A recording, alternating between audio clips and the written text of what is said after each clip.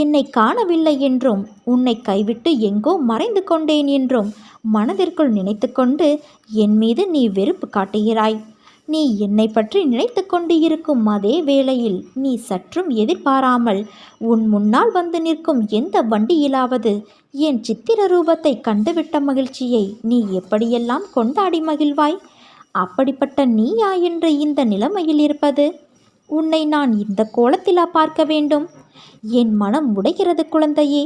சாதுக்கள் மூலமாகவும் ஞானிகளின் மூலமாகவும் மனதை இலகுவாக்கிக்கொள், சமநிலைப்படுத்து, பற்று நீக்கு என்றெல்லாம் எடுத்துச் சொன்னேன். ஆனால் நீயோ அதை காது கொடுத்தும் கேட்கவில்லை. நீ தாழ்ந்திருந்த போது உன்னை நான் காப்பாற்றினேன். நீ என்னை உதாசீனப்படுத்தவில்லை.